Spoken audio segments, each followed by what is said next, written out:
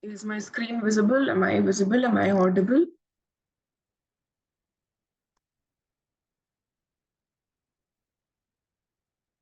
Can someone please let me know?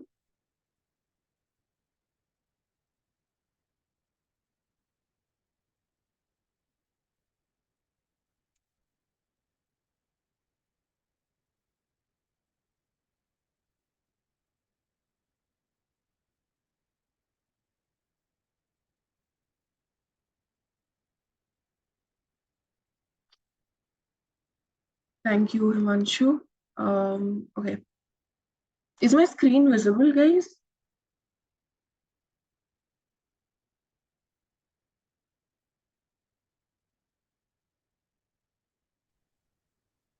Not yet.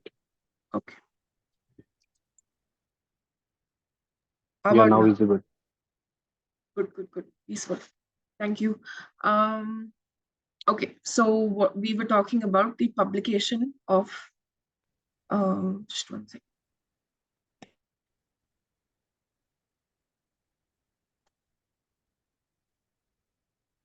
Okay, so next is publication of the name, wherein every company, as I already mentioned, shall plan to affect its name and address of its registered office outside every branch or every place or every office that it carries on business. Secondly, it must have a seal because a company is an artificial person, and there is this saying where in people may come, people may go, but the company goes on forever. And so, just so that the company's identity is maintained, instead of having a particular person's name as the signature, it is best to have the name of the company in a seal so that it can be sealed and we can move on with it.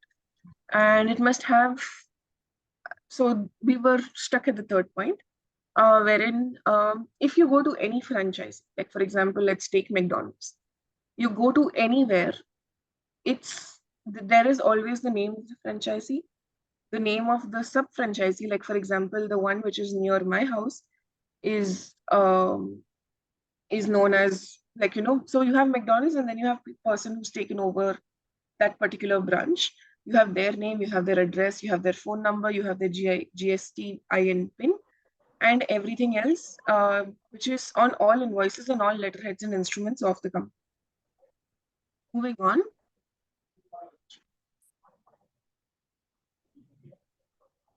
Okay, so next clause is your registered office clause. Now, registered office clause is that clause of, just one second. Guys, I'll need you all to mute yourselves, please. Our DOE library. So I think that has that non. Okay, thank you.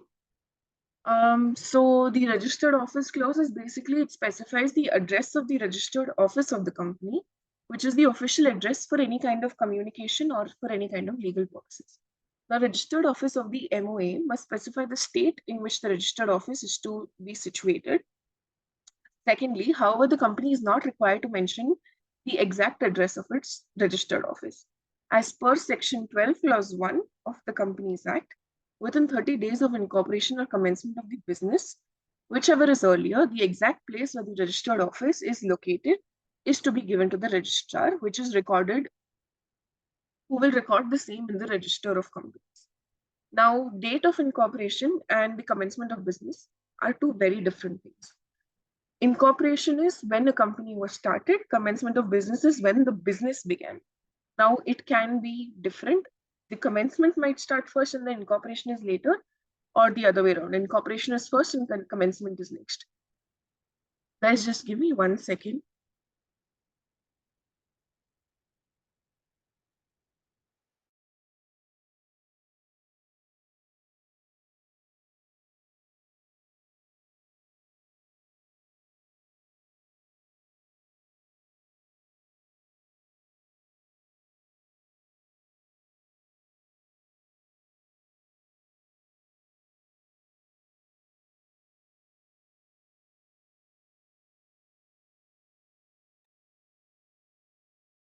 Sorry about that.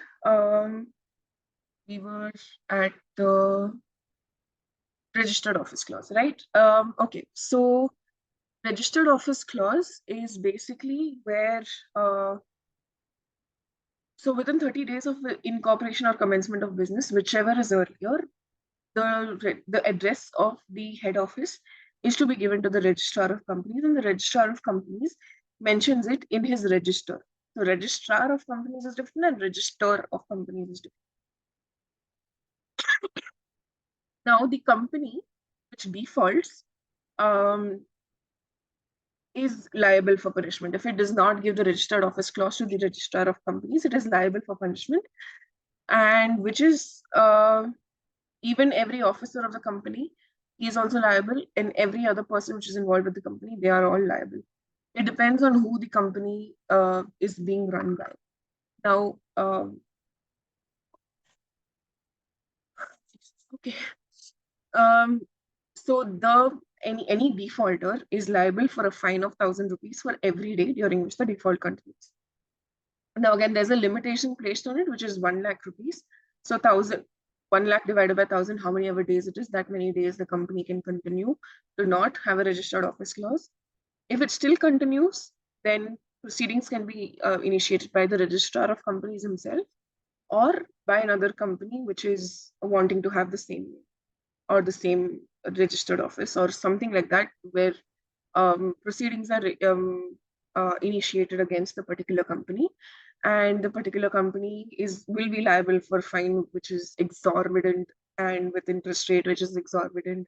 They'll be forced to send their registered office clause as soon as possible without any delay. All of that happens, and then moving on, we have the object clause. Now, the object clause is a very significant one because it provides and specifies the main objectives of the company.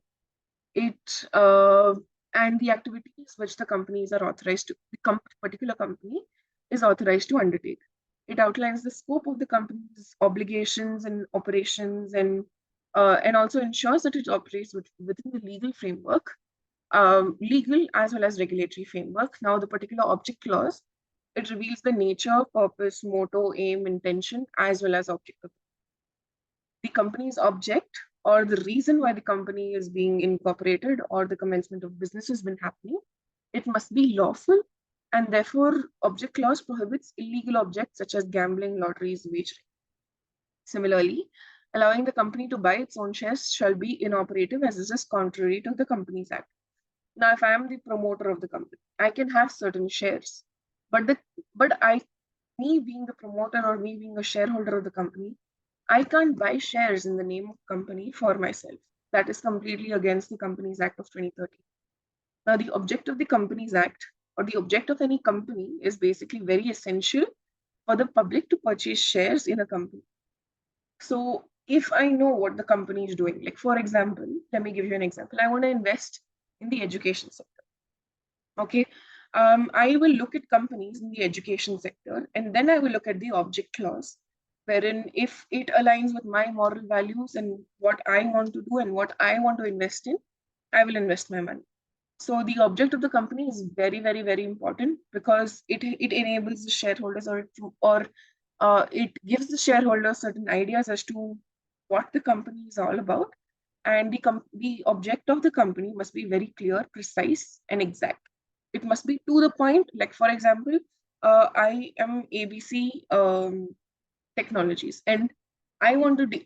I am incorporating a company saying I want to deal with only computers. Right now, computer is a very, very, very vast word. In my object clause, I will write I want to deal with computers, which includes hardware, software, manufacturing of parts, manufacturing of or certain new ideas and technologies that I can come up with. All of that needs to be included in the object clause. Now, the purpose of the object clause is threefold. Number one, it protects the shareholders by ensuring that invested amount shall be safeguarded and is used in a proper manner. It protects the creditors who lend money to the company in good faith and trust. Thirdly, it also protects the outsiders who have come in contact with the company. Now, the MOA is basically for the outsiders to get, in the know-how of the company. And most outsiders are just shareholders, creditors, and publics who are like want to invest in the company. And so all of these clauses are basically just so that they are sure about this is where I want to invest my money. Next is the capital clause. It is again super, super, super important. The capital clause specifies the authorized share capital of the company and the number of shares that can be issued. It also outlines the rules and procedures for ensuring and issuing and transferring shares. Now, the capital of a company is the principal amount with which the company is formed to carry on a business. Now, for example, I have started a company, as always, ABC Technologies. I have a principal amount of, let's say, 100 crores. Now, 100 crores, regardless of what my company is going through, I need to have. If I don't, it means that my company is going to be wind up, or my company is going to be, quashed, and its identity will be taken over by the government, and they will shut down the company and shut down the business. Now, this is so that in case due to any unforeseen circumstances, the company is wind up, the company still has money to give to all its creditors, shareholders, and people who've invested in their shares. So when the subscribers fix certain amount of as the capital of a company and is incorporated in the MOA, it should not be decreased. It can increase, but it cannot decrease. And there's no limit on the amount of capital which the company may have. And capital clause also fixes the value of each share. Now, the capital of a company is again divided into two: equity share capital and preference share capital. Again, those are something. Equity share capital is basically so these are like kinds of shares: equity shares and preference shares. If I go into it, it will take a lot of time. I have written some notes which I will be sharing on the group, so that will help you. Equity share capital amount and what it can be given for is mentioned. Preference share capital, what it is for, how much I will give one share out for, all of that is also mentioned in your capital clause. Moving on to the liability clause. The liability clause specifies the liability of the members of the company. It could be limited to shares, guarantees, or unlimited.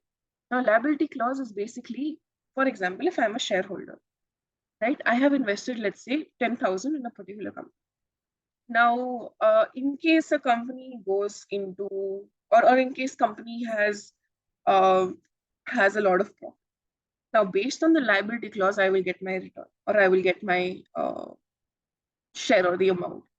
Now, if the company is to be incorporated with limited liability, the clause must state the members shall be limited by shares. So if the company is limited liability company, which means that if I have taken a share of 10,000, in case the company goes through any loss, I will be liable only for 10,000, nothing else. This means that and if it is a limited liability company, no member will be called upon to pay anything more than the nominal value of the shares held by. If I have 10,000 value of shares, I can't be asked to pay 11,000. I can't even be asked to pay 10,001 rupees. But 10,000 is my border, and that is all that I'm going to pay, and I'm not going to pay anything else. That is if the company is incorporated with limited liability.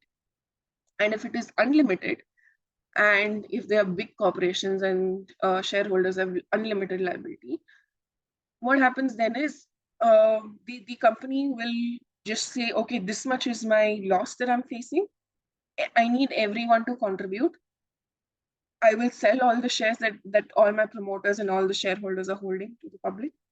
And in case the company faces loss, the shareholders or the members of the company will basically pay as much as the loss is, it is not limited to the amount of share that I'm holding.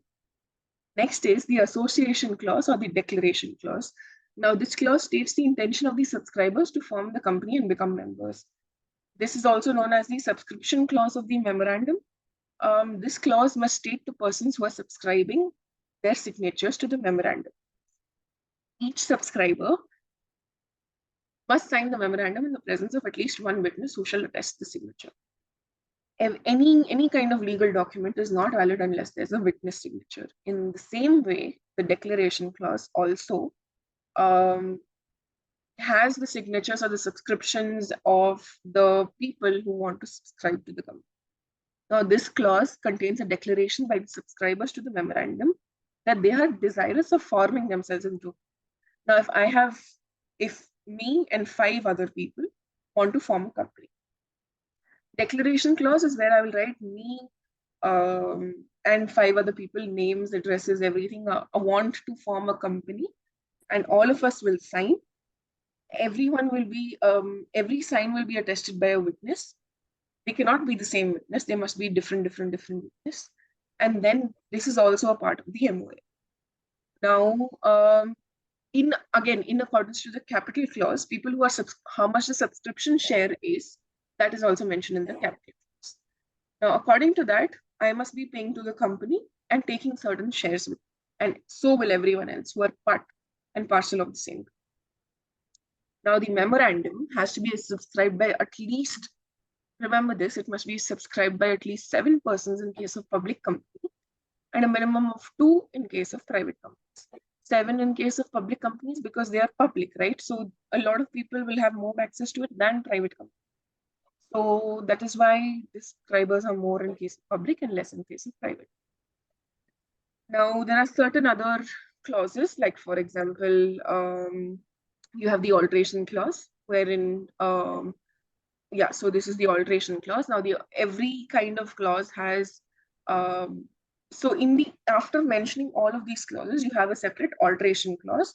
Now, the alteration clause subheadings include alteration of name clause, alteration of registered office clause, object clause, capital clause, liability clause, association clause. Everything is basically included under the heading or under the clause of articles of alteration of MOA.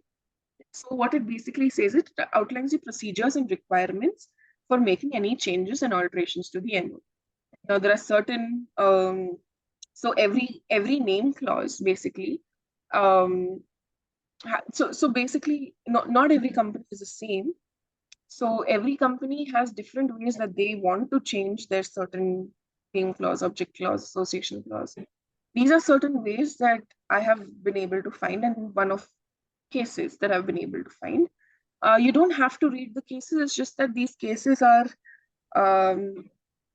so if you want to get into company law, again, these cases are super, super important. They are widely used in commercial proceedings, in proceedings which are in relation with the company. But otherwise, you don't really need the cases. I've just mentioned it in case you need it. Now, there are certain procedures which help in the alteration of name clause, 4 of them. It must be by passing of special resolution, or it must take the approval of the central government in writing, or when a company sorry. Okay, so these procedures are actually mentioned in the Companies Act. Now, alteration of name clause must be in the following procedure. That is, they must pass a special resolution. They must appeal. They must make an application to the central government. Upon acceptance by the central government, the company must send all the documents to the registrar of companies. Now, the registrar of companies can delete the old name and enter the new name in the register book of the company, and they also issue a new certificate of incorporation. Moving on, registered office clause changing. The company must fulfill following procedures. Now, these are the procedures. I will not be going into detail of each and every one. You can read them as and when you get time. I will be sending you the PPTs as well. Then there's a special resolution which must be passed by the company. Secondly, they must make an application for the purpose of taking approval of the central government. A same copy must be filed to the registrar within 30 days, and the registrar will consider the primary intention of the company, its shareholders, etc., etc., everything that is in the public interest, and it issues a new certificate of incorporation. Now, any alteration to any of these clauses, a new certificate of incorporation is issued by the registrar of. Alteration of object clause, again, it is the same procedure. It's basically all of these need a special resolution to be passed. The special resolution must have the approval of the central government. They must be filed before the registrar within 30 days of 1 month. And the registrar will register all of this in his diary or in his register, in his register, and the registrar will take special resolution and certify, and then he will issue a new certificate of incorporation. The same is for capital clause, liability clause, association clause.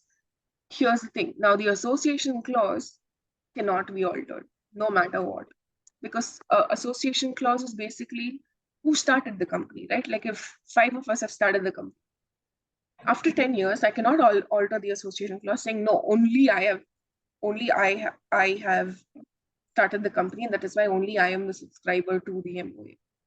The association clause can't be changed. The alteration of capital clause is provided in the AOA. In case if it is not provided in the Articles of Association, the procedure can be in accordance with the rest of like everything else.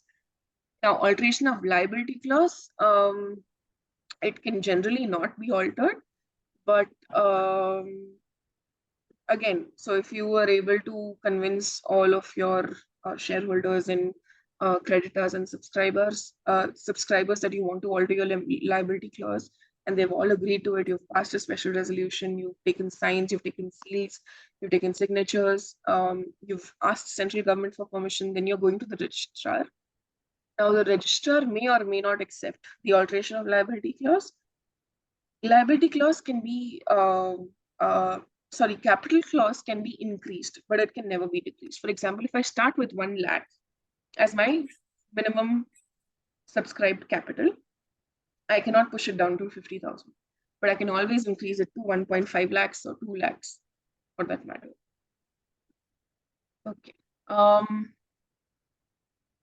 Okay. So then there are certain other clauses like winding up clauses, wherein how a company can be wound up, etc. All of that is mentioned. Apart from that, there is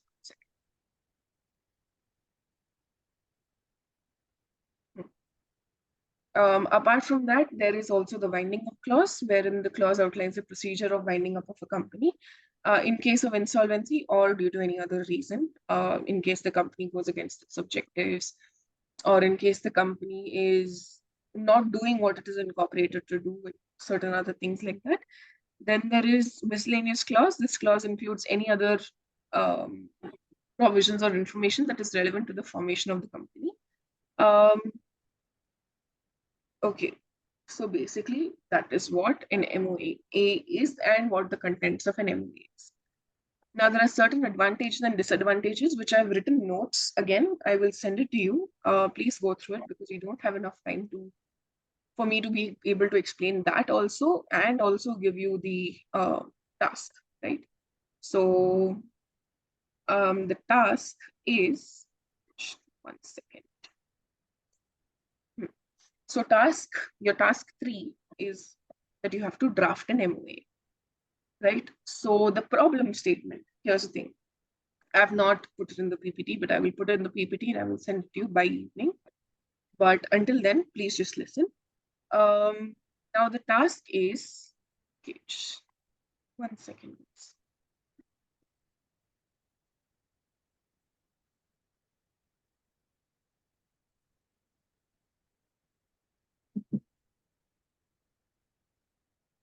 Okay, okay, so the task goes as such. You are an advocate and you are tasked with drafting of an MOA for ABC Electronics Private Limited. Okay, a private limited company which is to be registered under the Companies Act 2013 in India. Secondly, ABC Electronics Private Limited is engaged in the business of manufacturing and selling electronic consumer goods, including smartphones, tablets, and its accessories. The company is headquartered in New Delhi, India, tends to operate throughout the country. Authorized capital is 1 crore, which is divided into 1 lakh equity shares of 1,000 rupees each. Now, there is only equity shares, there are no preferential shares. Please keep that in mind. The MOA, so this is basically your problem statement, your task. Okay.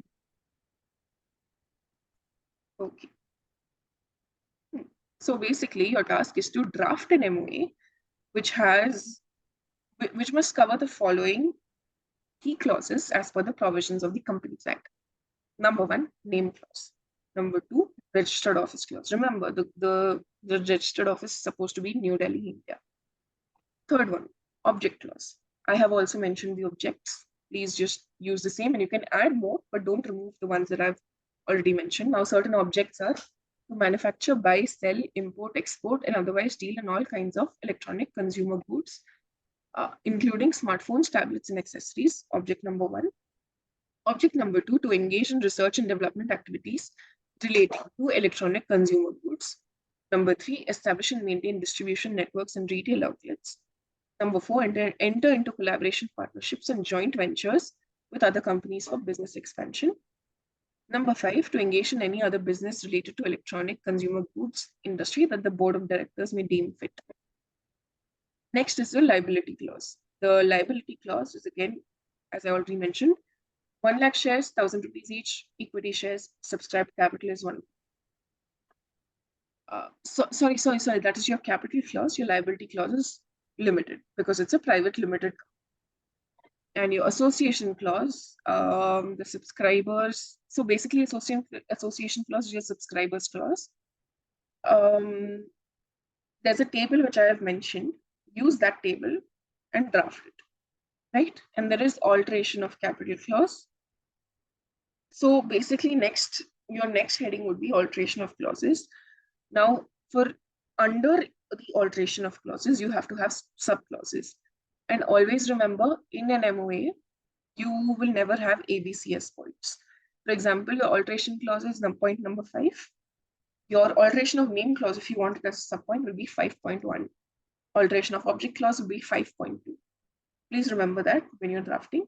Now, the other clauses include any other clauses which are necessary to the Companies Act. Now, you need to draft a memorandum of association in accordance with the requirements as mentioned above. Now, I will be sending you everything that you need by the end of today. Please give me today. I have not slept at all. Okay, since this part of is there any doubts? Does anybody have any doubts? Or anything that they'd like to clarify?